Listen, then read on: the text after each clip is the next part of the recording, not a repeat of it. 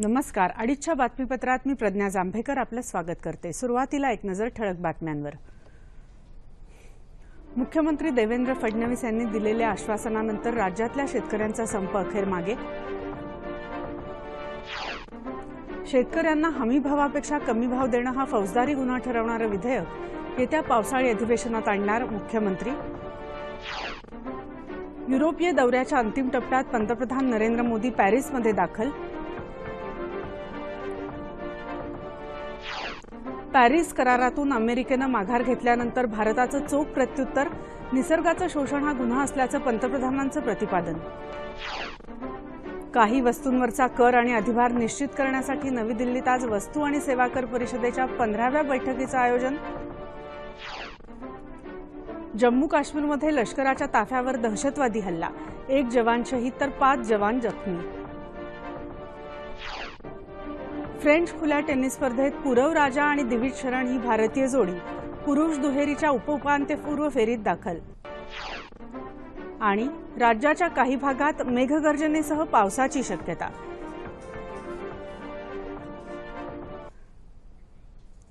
आता सविस्तर वृत्त.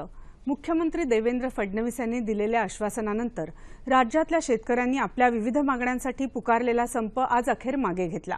मुख्यमंत्री आणि शेतकरी संघटनांच्या नेत्यांमध्ये आज पहाटे तब्बल 4 तास चर्चा झाली. अल्पभूधारक शेतकऱ्यांचं कर्ज येत्या 31 ऑक्टोबरपूर्वी माफ करण्याचा निर्णय घेण्यात येईल. त्यासाठी एक समिती स्थापन करण्यात येणार असून तांत्रिक अडचणींमुळे गरजू शेतकरी वगळला जाणार नाही याचा अभ्यास ही समिती करेल असं आश्वासन मुख्यमंत्र्यांनी बैठकीनंतर पहाटे घेतलेल्या पत्रकार परिषदेत सांगितलं.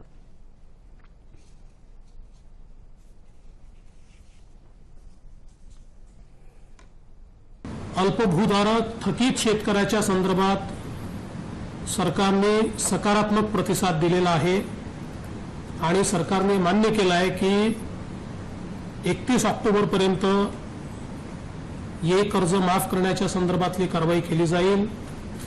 त्याकरता आम्ही एक समिती तयार करतो आहोत. जी समिती या संदर्भात नीट अभ्यास करेल, त्यातनं गरजू शेतकरी वगळला जाऊ नये हे बघेल आणि ज्याप्रमाणे मागच्या कर्जमाफीत काही लोकांनी त्याचा गैरफायदा घेतला तसा गैरफायदा घेता येणार नाही हेही ही समिती याच्यामध्ये बघेल. या समितीमध्ये सरकारचे लोक आणि शेतकऱ्यांचेही प्रतिनिधी असतील. हमी भावापेक्षा कमी भाव देणं हा फौजदारी गुन्हा ठरवणारं विधेयक येत्या पावसाळी अधिवेशनात आणणार असून 1 महिन्याच्या आत कृषी मूल्य आयोग स्थापन करणार असल्याचं मुख्यमंत्र्यांनी सांगितलं. नाशिवंत माल टिकवण्यासाठी शीतगृह आणि गोदामांची साखळी उभारण्यासह प्रक्रिया उद्योग सुरू करण्यावर अनुदानावर आधारित योजना आणणार असून यावर एकमत झाल्याचं ते म्हणाले. वाढीव वीज देयकाचा पुनर्विचार करण्यात येईल. त्याचप्रमाणे देयकाच्या थकीत रकमेसंदर्भात योजना तयार करण्यात येईल असंही ते म्हणाले. दुधावरचे दर वाढवण्यासाठी सरकार तयार असून 20 जूनपर्यंत यासंदर्भात निर्णय घेण्यात येईल. दुधाचे दर ठरवण्याबाबत स्वतंत्र नियामक नेमता येईल, याबाबत पडताळणी केली जाईल अशी ग्वाही देवेंद्र फडणवीस यांनी यावेळी दिली. शेतकरी आंदोलनादरम्यान शेतकऱ्यांवर गुन्हे दाखल झालेले आहेत, ते परत घेण्यात येतील. मात्र या आंदोलनात शेतकरी नसलेल्या लोकांनी हिंसा केली त्यांचे गुन्हे मागे घेतले जाणार नाहीत. तसंच या आंदोलनादरम्यान मृत्यू झालेल्या शेतकऱ्यांच्या कुटुंबाला राज्य सरकार मदत करेल असं मुख्यमंत्र्यांनी सांगितलं. मुख्यमंत्र्यांशी शेतकऱ्यांच्या विविध मागण्यांबाबत सकारात्मक चर्चा झाली. 70% मागण्या मान्य केल्यामुळे हा संप मागे घेत असल्याची घोषणा शेतकरी आंदोलन समितीचे मुख्य समन्वयक धनंजय जाधव यांनी या पत्रकार परिषदेत केली. 70% मागण्या जवळपास आपल्या मुख्यमंत्री साहेबांनी त्या ठिकाणी मान्य केलेल्या आहेत आणि त्यामुळे हा आपला जो संप आहे हा आम्ही या ठिकाणी माघारी घेत आहोत आणि संप माघारी घेत असताना आम्ही जसं संप सुरू करताना त्या ठिकाणी ग्रामपंचायतचा ठराव, ग्रामसभा घेऊन ग्रामपंचायतचा ठराव केला. त्याचप्रमाणे आम्ही आता उद्या त्या ठिकाणी ग्रामसभा घेऊन त्याचा परत ठराव करून संप मागे घेण्याचा आम्ही त्या ठिकाणी ठराव करतो आहे.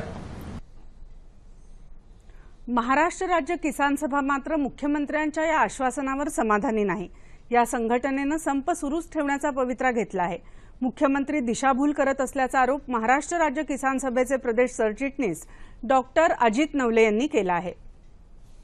मुख्यमंत्र्यांनी जे आश्वासन त्या बैठकीमध्ये दिले ते शेतकऱ्यांचा विश्वासघात करणार आहे, शेतकऱ्यांच्या पदरात काहीही न टाकता गोलमाल करणारं हे वक्तव्य करतायत। आणि म्हणून महाराष्ट्र राज्य किसान सभा महाराष्ट्राच्या शेतकऱ्यांना आवाहन करते की त्यांनी संप मागे घेऊ नये। जोपर्यंत संपूर्ण शेतकऱ्यांची संपूर्ण कर्जमाफी होत नाही तोपर्यंत शांततेच्या मार्गाने महाराष्ट्राच्या शेतकऱ्यांनी कर्जमाफीचा लढा पुढे चालवावा। शेतकऱ्यांचा संप मिटल्याची बातमी आल्यानंतर नाशिकमध्ये शेतकऱ्यांमध्ये संभ्रमावस्था होती। शेतकऱ्यांच्या सगळ्या मागण्या मान्य होत नाहीत तोपर्यंत नाशिकच्या मार्केट कमिटीने हा संप सुरूच ठेवण्याचा निर्णय घेतला आहे। आज गाभा समितीच्या बैठकीत हा निर्णय घेण्यात आला। या संपाच्या पार्श्वभूमीवर नाशिक जिल्ह्यात कडक सुरक्षा व्यवस्था तैनात करण्यात आली आहे। व्यापारी वाहतूकदारांना मंडईत किंवा मंडईपासून ग्राहकांपर्यंत पोहोचवण्यास पोलिसांकडून सहकार्य दिलं जाणार असल्याचं नाशिकच्या जिल्हाधिकारी बी राधाकृष्णन यांनी सांगितलं आहे। संपाच्या दृष्टिकोनातून प्रशासनाच्या वतीने एक कंट्रोल रूम आपण तयार केलेली आहे। या कंट्रोल रूममध्ये टोल फ्री नंबर उपलब्ध करून दिलेले आहे। या ठिकाणी मी सर्व शेतकऱ्यांना ज्यांचा व्यापारी किंवा ट्रान्सपोर्टरना सगळ्यांना मी आवाहन करायला इच्छितो, ज्यांना जे काही माल त्यांना वाहतूक करायची त्यांनी आपल्या या कंट्रोल रूमच्या नंबरवर संपर्क साधून योग्य पोलीस प्रोटेक्शन घेऊन आपण त्यांच्या माल वाहतूक करावी। आपल्याला जेवढं लागेल तेवढं पोलीस सुरक्षा उपलब्ध करून देण्यासाठी मॅनपॉवर आणि नियोजन आपल्या जिल्ह्यामध्ये करून ठेवलेले आहे। अहमदनगर जिल्ह्यातल्या बेलापूर, पांढरीपूल, पडेगाव, निमगाव यासह ठिकठिकाणी व्यवहार बंद पाळण्यात आला। तसंच जोपर्यंत शेतकऱ्यांच्या हातात ठोस काही मिळत नाही तोपर्यंत संप चालूच ठेवणार असा निर्धार शेतकऱ्यांनी व्यक्त केला आहे। सांगलीत शेतकऱ्यांचा संप सुरूच राहणार असल्याचं शेतकरी संघटनेचे नेते रघुनाथदादा पाटील यांनी सांगितलं आहे। यापूर्वी ठरल्याप्रमाणे 5 तारखेला महाराष्ट्र बंदच राहणार असल्याचं त्यांनी सांगितलं। शेतकरी संपाच्या पार्श्वभूमीवर नवी मुंबईतल्या कृषी उत्पन्न बाजार समितीत फळ आणि भाजीपाला आणणाऱ्या 217 गाड्यांची आवक झाली। बहुतांश गाड्या परराज्यातून आल्या होत्या। 6 दिवसांच्या युरोपीय दौऱ्याच्या अंतिम टप्प्यात पंतप्रधान नरेंद्र मोदी फ्रान्सची राजधानी पॅरिसमध्ये पोहोचले आहेत। फ्रान्सचे नवनिर्वाचित अध्यक्ष मॅक्रॉन यांच्यासोबत पंतप्रधान दहशतवाद, व्यापार, जलवायू परिवर्तन आणि NST सदस्यता यासारख्या विषयांवर चर्चा करणार आहेत। G20 संमेलनाच्या काही आठवड्याआधी होणारी ही भेट महत्त्वपूर्ण मानली जात आहे। याआधी 2015 मध्ये भारतीय पंतप्रधानांनी फ्रान्सचा दौरा केला होता।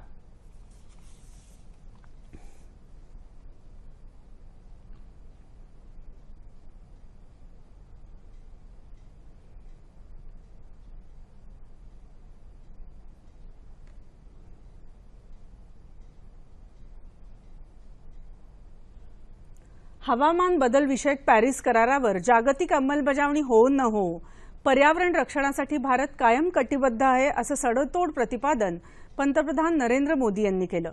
रशियात सेंट पीटर्सबर्ग इथं भरलेल्या जागतिक इकॉनॉमिक फोरममध्ये ते बोलत होते। पॅरिस करारातून माघार घेतल्यानंतर भारत आणि चीनवर अमेरिकेचे अध्यक्ष डोनाल्ड ट्रम्प यांनी केलेल्या टीकेला ते उत्तर देत होते। निसर्गाचं शोषण हा गुन्हा असून भारताची 5000 वर्ष जुनी संस्कृती नेहमीच पर्यावरण रक्षणावर भर देत आली आहे असं त्यांनी सांगितलं। पर्यावरण रक्षणासाठी उत्पादन क्षेत्रात आपण नेहमी शून्य दोष शून्य परिणाम या तत्वावर चालतो असं ते म्हणाले। सीमावाद असूनही गेल्या 40 वर्षात भारत आणि चीनच्या सीमा भागात एकही गोळी झाडली गेली नाही असा उल्लेख करून पंतप्रधान असंही म्हणाले की हिंसेवर नाही तर सबका साथ सबका विश्वास या मंत्रावर भारताचा ठाम विश्वास आहे। जागतिक दहशतवादावरही त्यांनी भाष्य केलं।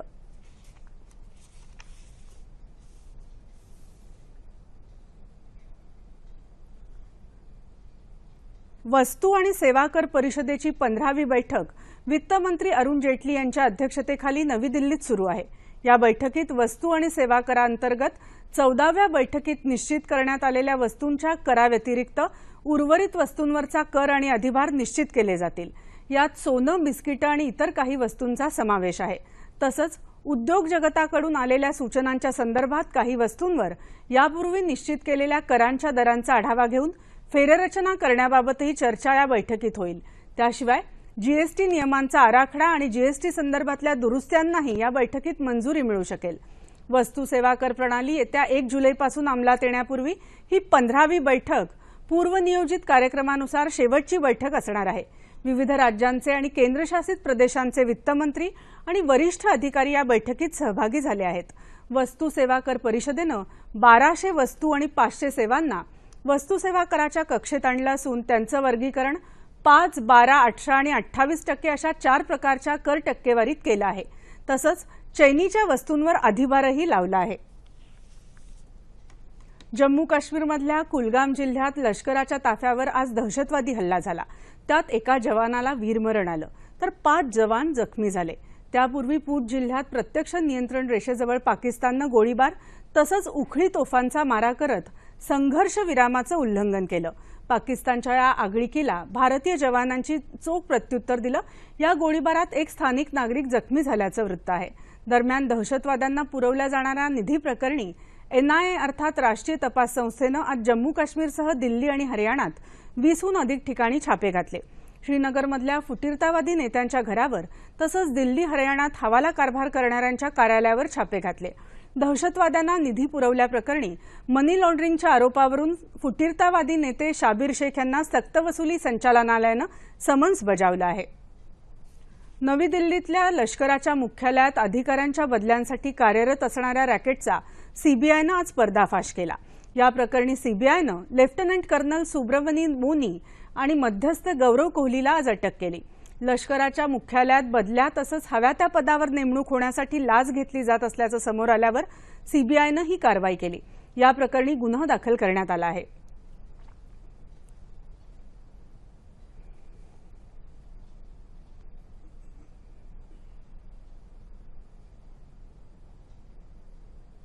भाजपाचे ज्येष्ठ दिवंगत नेते गोपीनाथ मुंडे यांचं बीड परळी रेल्वेचं स्वप्न लवकरच पूर्ण होईल असा विश्वास रेल्वे मंत्री सुरेश प्रभू यांनी आज व्यक्त केला. ते आज बीड इथं बोलत होते.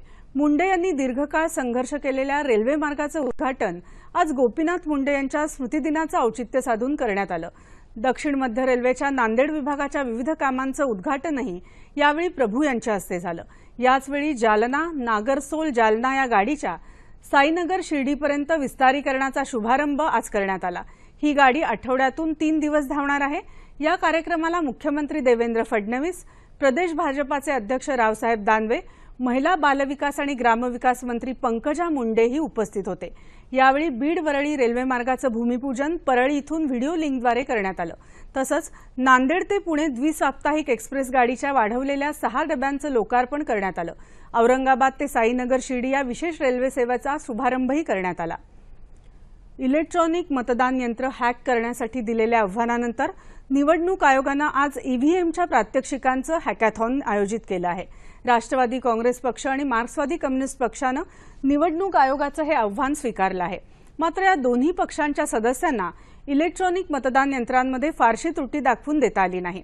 या दोन्ही पक्षांचे प्रत्येकी 3 प्रतिनिधी या हॅकॅथॉनमध्ये सहभागी आहेत. त्याचबरोबर त्यांना दिल्ली, उत्तर प्रदेश, उत्तराखंड आणि पंजाब इथले मतदान यंत्र उपलब्ध करून दिली आहेत. देशात नुकत्याच झालेल्या विविध निवडणुकांमध्ये भाजपाला चांगलं यश मिळालं. ईव्हीएम मशीनमध्ये घोळ केल्यानंच भाजपा विजयी झाल्याचा आरोप विरोधकांनी केला होता. या पार्श्वभूमीवर निवडणूक आयोगानं हे आव्हान दिलं होतं. कोणत्याही कृत्रिम अथवा युक्तिदृश्यांचा वापर न करता जिवंत दृश्यांचं चित्रण करतानाच कलात्मकता जपणारे कलामहर्षी बाबूराव पेंटर यांची आज जयंती. निर्माते, दिग्दर्शक, चित्रकार, शिल्पकार अशा विविध कलांमध्ये पारंगत असणाऱ्या बाबूराव पेंटर यांचं मूळ नाव बाबूराव मेस्त्री असं होतं. चित्रकला आणि शिल्पकला यांचे धडे त्यांनी आपल्या वडिलांकडून मिळाले.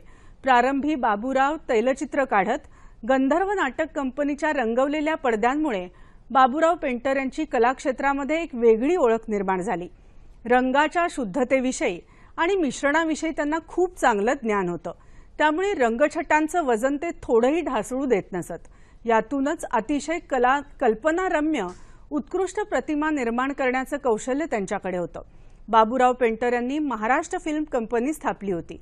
या कंपनीनं सैरंद्री नावाचा महिला पात्र असलेला पहिलाच चित्रपट निर्माण केला. तसंच मराठी चित्रपटात फ्लॅशबॅक पद्धतीचा पहिल्यांदाच वापर करून त्यांनी सावकारी पाश हा सामाजिक मुकपट तयार केला. परदेशातल्या चित्रपट प्रदर्शनात भारतातून पाठवलेला पहिला चित्रपट सावकारी पाश आहे.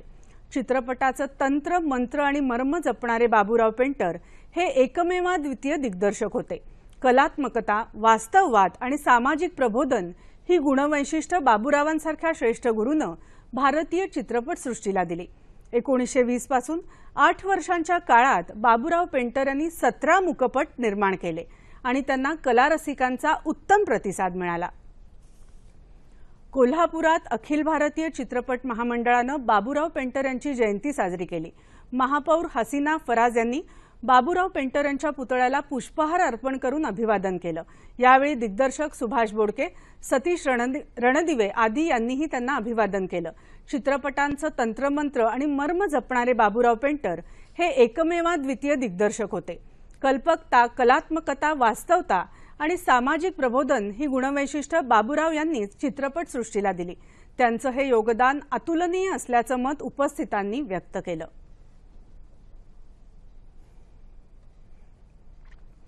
आयर्लंडमधल्या सत्ताधारी फाईन गेल पार्टीनं पंतप्रधान पदासाठी भारतीय वंशाच्या लिओ वराडकर यांच्या नावाची घोषणा केली आहे. 38 वर्षीय लिओ हे डॉक्टर असून समलैंगिकतेचा पुरस्कार करणारे ते आयर्लंड सरकारमधले पहिलेच मंत्री आहेत. वराडकर यांना आवश्यक मतं मिळाली आहेत. लिओ वराडकर यांचे वडील मूळचे मुंबईचे आहेत, तर त्यांची आई आयर्लंडची आहे.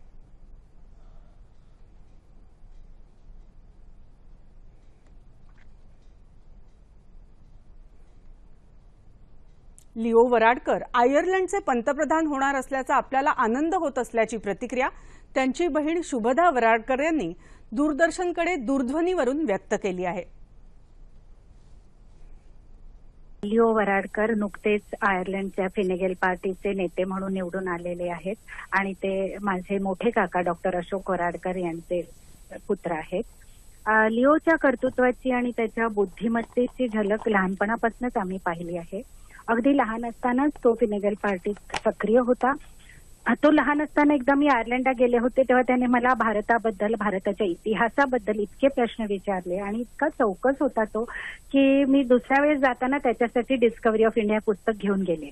पण तेव्हा मला जाणवलं की त्याने आधीच भारताबद्दल भरपूर माहिती गोळा केली होती आणि अशा प्रकारे त्याला राजकारणाची, इतिहासाची अत्यंत आवड आहे, वाचनाची अत्यंत आवड होती आणि तो असं काहीतरी करणार म्हणजे त्याच्या कर्तृत्वाची आम्हाला खात्री होतीच आधीपासून.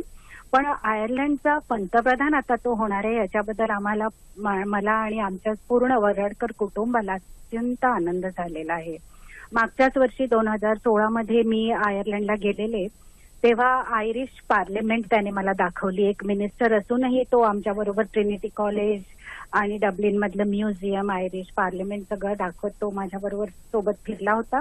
आणि तेव्हा आयरिश पार्लमेंट बघून मी त्याला म्हटलेलं की मी अजून भारताची पार्लमेंट बघितली नाही, तर तो म्हणाला की मी मात्र बघितली भारताची पार्लमेंट. मिनिस्टर असताना तो स्पोर्ट्स मिनिस्टर आयर्लंडचा होता तेव्हा तो इथे आलेला आयरिश क्रिकेट टीम बरोबर आणि प्रत्येक वेळेस तो भारतात आला की आमच्या कुटुंबियांबरोबर तो येतो, आवर्जून सगळ्यांना भेटतो आणि इथल्या आपल्या टिपिकल महाराष्ट्रीयन मालवणी जेवणाचा आस्वाद घेतो.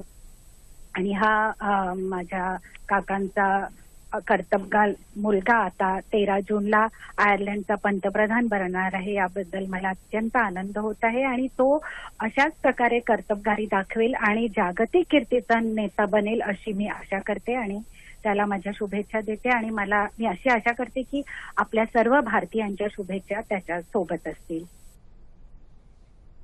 माहितीबद्दल धन्यवाद.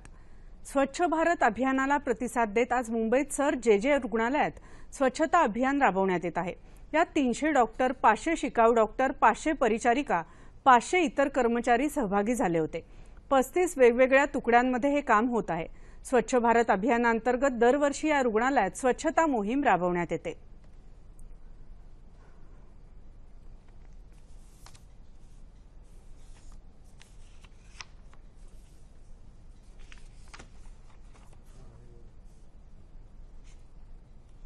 ज्या भागामध्ये डेब्रिस आहे, ज्या भागामध्ये कचरा पडला आहे, त्या भागामध्ये पाऊस पडल्यानंतर डासाची उत्पत्ती होत असते आणि डास होत असतात किंवा बरेचसे असे आजार आहेत की जे घाण पाण्यामुळे होतात. तर असं घाण पाणी येऊ नये, तिथं डासांची उत्पत्ती होऊ नये आणि रुग्णालय हे नेहमी स्वच्छ राहावं यासाठी आम्ही दरवर्षी हे स्वच्छता मोहीम करतो. वृक्ष लागवडीच्या प्रक्रियेमध्ये महाराष्ट्र राज्य देशात पायोनियर ठरावं अशी अपेक्षा वित्त आणि वनमंत्री सुधीर मुनगंटीवार यांनी व्यक्त केली आहे. औरंगाबाद विभागातल्या वृक्ष लागवड कार्यक्रमाचा आढावा घेण्यासाठी औरंगाबाद इथं विभागीय आयुक्त कार्यालय आयोजित बैठकीत ते बोलत होते। यावेळी बोलताना ते पुढे म्हणाले की वृक्ष लागवडीचं अचूक नियोजन आपण गेल्या वर्षी केलं आणि त्या बळावर विक्रमी वृक्ष लागवड केली। यावर्षी सुद्धा 1 जुलै ते 7 या कालावधीत पुन्हा हे शिवधनुष्य आपल्याला उचलायचं आहे आणि त्यासाठी वृक्षवेड्या लोकांची संख्या वाढवण्याची आवश्यकता आहे। म्हणून ग्रीन आर्मी अर्थात हरित सेना ही संकल्पना आपण राबवत आहोत असं त्यांनी स्पष्ट केलं। महाराष्ट्रात वृक्ष संवर्धनासाठी 1 कोटी सदस्यांच्या हरित सेनेचं उद्दिष्ट ठेवण्यात आलं आहे। त्यात आज मितीला महाराष्ट्रात हरित सेनेचे 29 लाख सदस्य झाले असून मराठवाडा राज्यात आघाडीवर आहे। मराठवाड्यात हरित सेनेचे 12 लाख सदस्य झाले असल्याचं मुनगंटीवार म्हणाले। वृक्षारोपणाला प्रोत्साहन देण्यासाठी राज्याच्या वन विभागातर्फे काढण्यात आलेला वृक्षदिंडी रथ आज धुळे शहरात आला असून धुळे जिल्ह्यात 8,02,000 वृक्षांच्या लागवडीचा निर्धार करण्यात आला आहे। ही वृक्षदिंडी धुळे जिल्ह्यातल्या सर्व तालुक्यात फिरणार आहे। रथामध्ये LED संच बसवण्यात आला असून त्याद्वारे प्रबोधन करणाऱ्या चित्रफिती दाखवण्यात येणार आहेत। वृक्ष संवर्धन, वृक्ष लागवड तसंच केंद्र शासनाच्या योजनांची माहिती या चित्रफितीद्वारे दाखवण्यात येणार आहे। धुळे जिल्ह्यात हरित सेनेचे 30,000 सदस्यांची नोंदणी झाली असून वृक्ष लागवडीचं लक्ष्य पूर्ण करण्यासाठी प्रयत्न सुरू आहेत अशी माहिती उपवन संरक्षक GK अनारसे यांनी दिली आहे।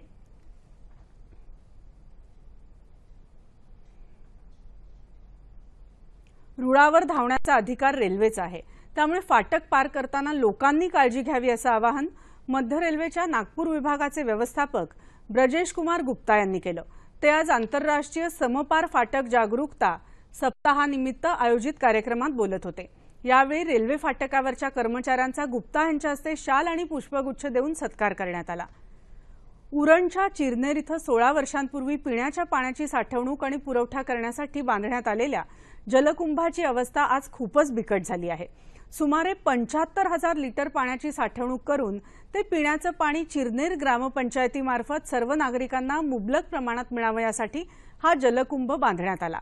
10% लोकसहभागातून आणि 90% सरकार निधीतून बांधण्यात आलेल्या या जलकुंभाचा उपयोग फारच अल्प काळासाठी झाला। या जलकुंभात फक्त 2 वेळा पाण्याची साठवणूक करण्यात आली, परंतु तो जलकुंभ गळत असल्याचं निदर्शनाला आल्यामुळे त्यानंतर त्यात कधीही पाणी सोडलं गेलं नाही। स्थानिक प्रशासन आणि जिल्हा परिषद बांधकाम विभागाचं या जीर्ण आणि बिनकामी जलकुंभाच्या दुरुस्तीकडे किंवा पुनर्बांधणीकडे दुर्लक्ष होत असल्यामुळे चिरनेरचे ग्रामस्थ नाराज आहेत। हा जलकुंभ त्वरित दुरुस्त करावा आणि या जलकुंभाचं संरचनात्मक लेखापरीक्षण करावा अशी मागणी ते करत आहेत।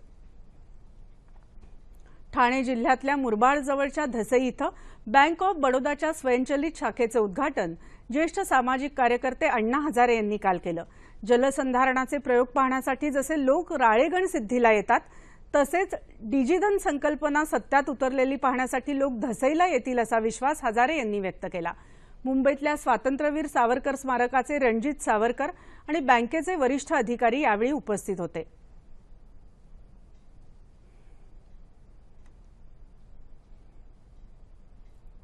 आता क्रीडावृत्त।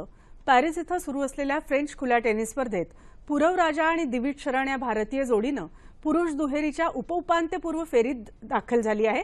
दुसऱ्या फेरीत या बिगर मानांकित जोडीनं 15व्या मानांकित मरज पेविक या ऑस्ट्रेलियन क्रोएशियन जोडीला 6-4, 3-6 आणि 6-4 असं नमवून धक्का दिला। रोहन बोपन्ना आणि त्याचा उरुग्वेचा साथीदार पाब्लो क्युवास या जोडीनंही उपउपांत्यपूर्व फेरी गाठली आहे। लिएंडर पेसचं आव्हान मात्र पुरुष दुहेरी आणि मिश्र दुहेरी या दोन्ही प्रकारच्या पहिल्याच फेरीत संपुष्टात आलं आहे। आता हवामान वृत्त। येत्या 24 तासात राज्यात काही ठिकाणी मेघगर्जनेसह पाऊस पडण्याची शक्यता हवामान खात्यानं वर्तवली आहे। मध्य महाराष्ट्रात तुरळक ठिकाणी सोसाट्याचा वारा आणि मेघगर्जनेसह पाऊस पडेल असा इशारा हवामान विभागानं दिला आहे। ठळक बातम्या पुन्हा एकदा। मुख्यमंत्री देवेंद्र फडणवीस यांनी दिलेल्या आश्वासनानंतर राज्यातल्या शेतकऱ्यांचा संप अखेर मागे। शेतकऱ्यांना हमी भावापेक्षा कमी भाव देणं हा फौजदारी गुन्हा ठरवणारं विधेयक येत्या पावसाळी अधिवेशनात आणणार मुख्यमंत्री। युरोपीय दौऱ्याच्या अंतिम टप्प्यात पंतप्रधान नरेंद्र मोदी पॅरिसमध्ये दाखल। पॅरिस करारातून अमेरिकेनं माघार घेतल्यानंतर भारताचं चोख प्रत्युत्तर, निसर्गाचं शोषण हा गुन्हा असल्याचं पंतप्रधानांचं प्रतिपादन। काही वस्तूंवरचा कर आणि अधिभार निश्चित करण्यासाठी नवी दिल्लीत आज वस्तू आणि सेवा कर परिषदेच्या 15व्या बैठकीचं आयोजन. जम्मू काश्मीरमध्ये लष्कराच्या ताफ्यावर दहशतवादी हल्ला, 1 जवान शहीद तर 5 जवान जखमी. फ्रेंच खुल्या टेनिस स्पर्धेत पुरव राजा आणि दिविज शरण ही भारतीय जोडी पुरुष दुहेरीच्या उपउपांत्यपूर्व फेरीत दाखल. आणि राज्याच्या काही भागात मेघगर्जनेसह पावसाची शक्यता.